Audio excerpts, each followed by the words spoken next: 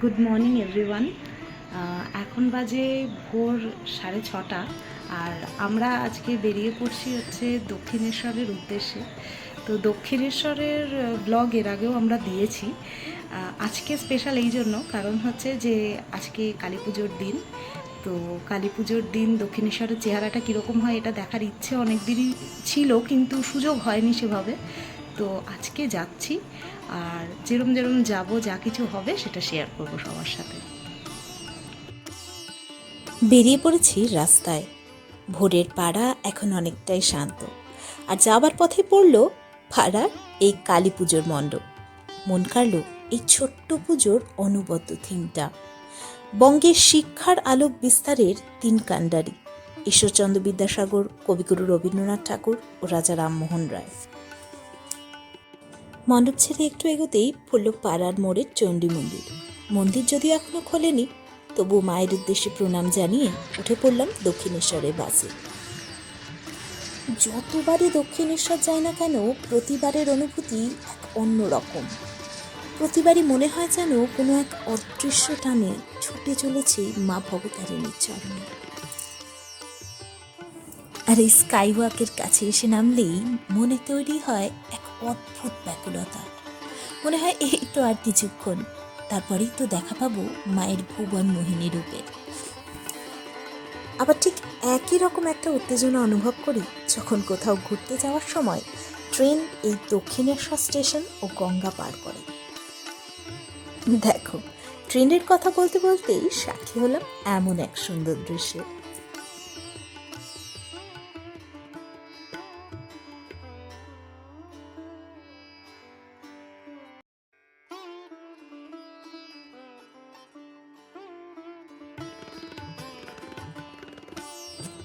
Dakshineswar skywalk প্রায় 350 metre লম্বা আধুনিক প্রযুক্তির এই পথে প্রতিদিন হাঁটে হাজার হাজার মানুষ।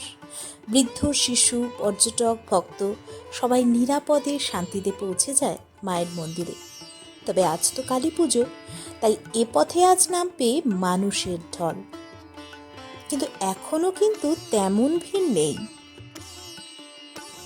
দীপান্বিতার দক্ষিণেশ্বর আজ অমাবস্যার রাতে রূপ নেবে একঘণ্ট ভূস্বর্গে, আর এই ভূস্বর্গেই পূজিতা হবেন মা ভবতারিণী। লাখ লাখ ভক্তের সমাগমে তাদের ভক্তির আলোয় সেজে উঠবে এই পুণ্যভূমি।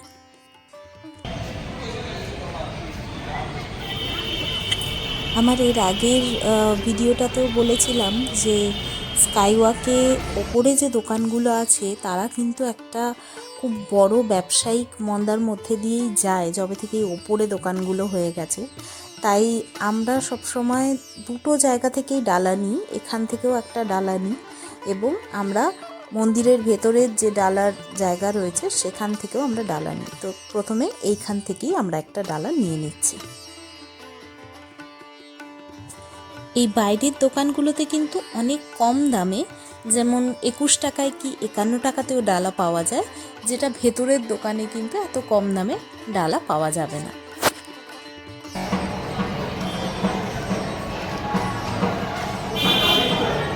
এটা দক্ষিণেশ্বর স্কাইওয়াকের উপরে শেষ মাথায় চলে এসেছি আমরা। এবারে মন্দিরে ঢুকবো, আবার বেরিয়ে এসে মন্দিরের অভিজ্ঞতা বলবো।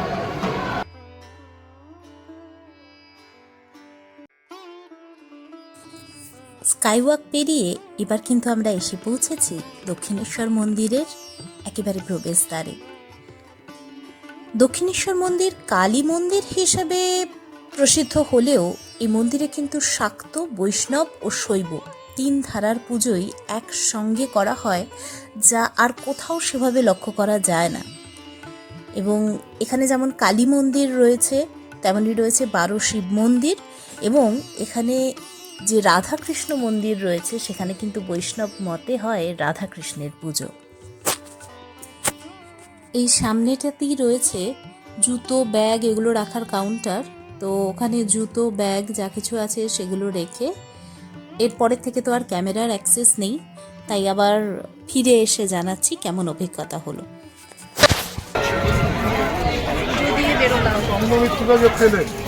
প্রচুর ব্যবস্থা। আচ্ছা, এবার ভেতরে যে অভিজ্ঞতাটা হলো সেটা বলি। পুজো দেওয়া থেকে শুরু করে বাকি সমস্ত কিছু ঠিকঠাকই ছিল। আজকে যেটা হচ্ছে যে ঘুরিয়ে ঢোকানো হচ্ছে, তার কারণ যেহেতু অলরেডি একটা কালী পুজোর দিন, জানা কথা যে প্রচুর ভক্তের ভিড় হবে, এখনও সেরকমভাবে না হলেও এরপরে বেলা বাড়ার সাথে সাথেই এই ভিড়টা বাড়তে থাকবে। তো সেই জন্য ভিড়টাকে ঘুরিয়ে দেওয়া হচ্ছে। কিন্তু যেটা হলো সেটা হচ্ছে যে একটা জায়গায় গিয়ে হঠাৎ করেই দুটো লাইন, মানে পুরুষদের লাইন এবং নারীদের লাইন আলাদা করে দেওয়া হলো।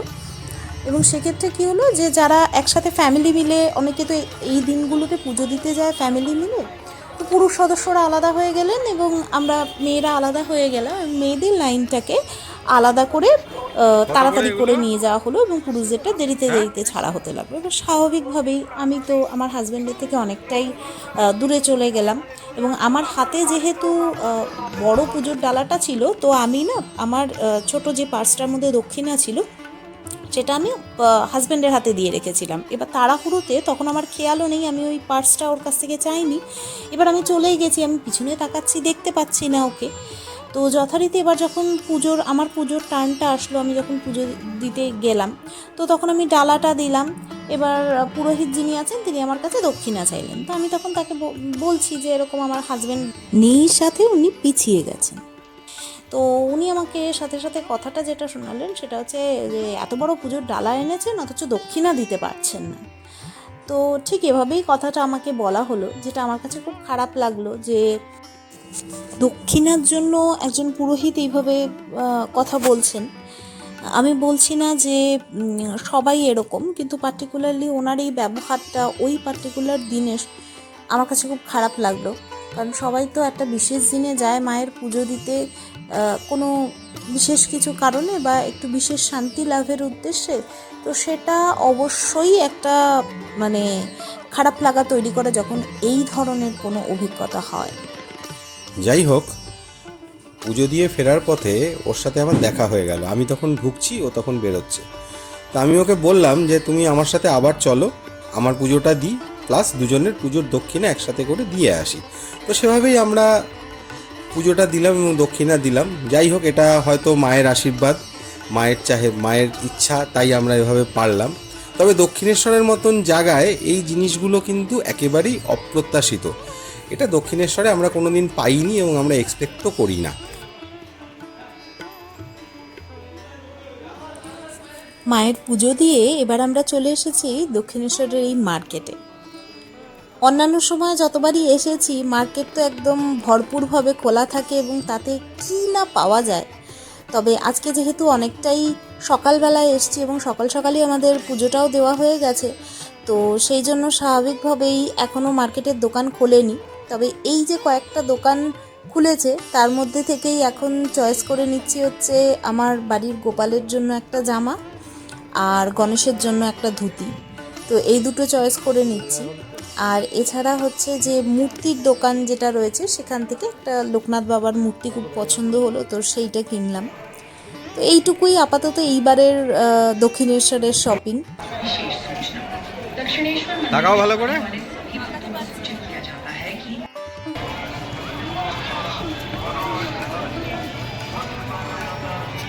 হয়ে গেছে পুজো দেওয়া? হ্যাঁ, পুজো দেওয়া হয়ে গেছে। এই যে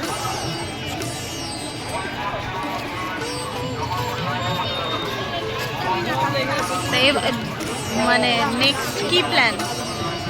চলো এখন গঙ্গাঘাটে যাই, একটু গঙ্গাঘাটে ঘুরে আসি, তারপরে এই কচুরি আর হরকার ডাল নাকি? হ্যাঁ একদম, ওটা না খেলে দক্ষিণেশ্বর হয় নাকি। তবে আগের ওই টালির চালের ঘরে কাঠের বেঞ্চি বেশি ভালো লাগতো খেতে, এসি ঘরে ঠিক অতটা ভালো লাগে না।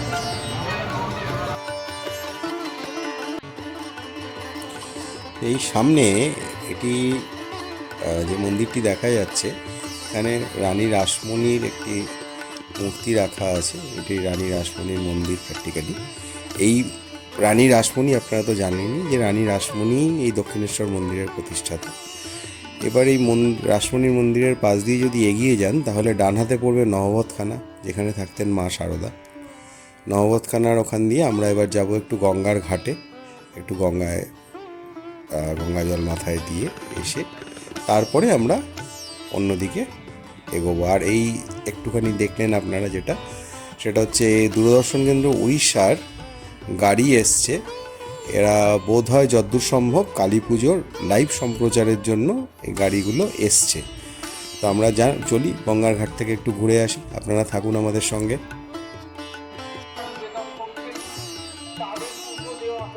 চলুন এবার গঙ্গার দিক থেকে একটু ঘুরে আসি। এই জায়গাটা খুব সুন্দর করে সাজানো হয়েছে। এই ডান দিকটাতে বেশ সুন্দর বাগান করে সুন্দর করে সাজানো, আর এই যে দেখুন এই যে বাদিকটায় এই 12 মন্দিরগুলো, মানে 12টি শিব মন্দির যে রয়েছে সেগুলো দেখা যাচ্ছে। এটা প্র্যাকটিক্যালি শিব মন্দিরগুলোর পেছন দিকটা। আর এই ডান দিকের যে অংশটা আছে বাগান অংশটা, এই বাগান অংশটাতে বিভিন্ন মনীষীর মূর্তি দিয়ে খুব সুন্দর করে সাজানো রয়েছে। এবং এই মূর্তিগুলোর মধ্যে ঠাকুরের প্রথম যে শিষ্যরা ছিলেন তাদের মূর্তিও রয়েছে। তবে একটা জিনিস যেটা এখানে লক্ষ্য করলাম সেটা হচ্ছে এই মন্দিরের এই গঙ্গার দিকের গেটটা বন্ধ করে দেওয়ার ফলে এই অঞ্চলটা একটা টেম্পোরারি স্নানঘরের মতন হয়ে দাঁড়িয়েছে, যেটা একেবারেই অভিপ্রেত নয়। আর আমরা চলুন গঙ্গার থেকে ঘুরে আসি। আর একটা জিনিস বলি আপনাদেরকে, যে আমাদের আরেকটা ভিডিও আছে এই চ্যানেলে দক্ষিণেশ্বর মন্দিরের, যে ভিডিওটাতে আমরা এই মন্দিরের ইতিহাস এবং অন্যান্য সমস্ত জিনিস নিয়ে একটু সুন্দর করে বলা আছে। যদি মনে হয় যে আপনাদের এটা জানা দরকার মন্দির সম্বন্ধে, তাহলে আপনারা সেই ভিডিওটা দেখে নিতে পারেন। আমরা লিঙ্কটা ডেসক্রিপশানে দিয়ে রাখছি।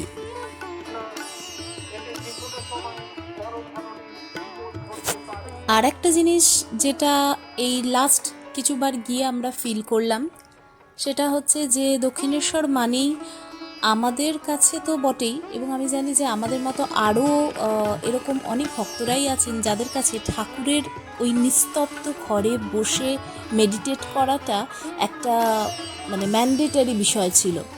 তো সেটা এই লাস্ট কিছু বছর যবে থেকে আর কি ঠাকুরের ঘরটা ক্লোজ করে দেওয়া হয়েছে, তবে থেকে এই জিনিসটা আমরা দক্ষিণেশ্বরে ভীষণভাবে মিস করি। কারণ ওই বাইরেটায় বসে মেডিটেট করার একটা ব্যবস্থা রয়েছে, কিন্তু ঠাকুরের ঘরে যেটা ছিল, যে ঠাকুরের ঘরে প্রবেশ করা মাত্রই দক্ষিণেশ্বরের বাইরের যে কোলাহলটা সেইটার থেকে সম্পূর্ণভাবে নিজেকে ডিটাচ করে নেওয়া যেত, সেটা কিন্তু এখন এই মানে বাইরেটায় বসে মেডিটেট করার ক্ষেত্রে সম্ভব হয় না। তো আশা করি আমার মতো এরকম আরও অনেকেই আছেন যারা এই ব্যাপারটাকে রিলেট করতে পারবেন।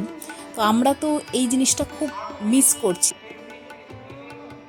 যাই হোক, কালী পুজোর দিন দক্ষিণেশ্বর এসে মায়ের পুজো দিতে পারলাম, আর তেমন কোনো ভিড়ের মধ্যে পড়তে হলো না, এটাই একটা বড় প্রাপ্তি। তাছাড়া এবার এখানে এসে যেটা অনুভব করলাম সেটা হলো দক্ষিণেশ্বরের এই উৎসব মুখর পরিবেশটা। তবে অবশ্যই কোনো একবার কালী পুজোর রাতেও দক্ষিণেশ্বর আসার ইচ্ছে রইল। যাক, আমার এই প্রাপ্তিটুকুই সকলের সাথে শেয়ার করে নিলাম। ভিডিওটা ভালো লাগলে লাইক, কমেন্ট ও শেয়ার করবেন, আর চ্যানেলটা সাবস্ক্রাইব করে পাশে থাকবেন। সকলকে শুভ দীপাবলির শুভেচ্ছা জানিয়ে ভিডিওটা তাহলে এখানেই শেষ করছি। আজকের মতো গুড বাই।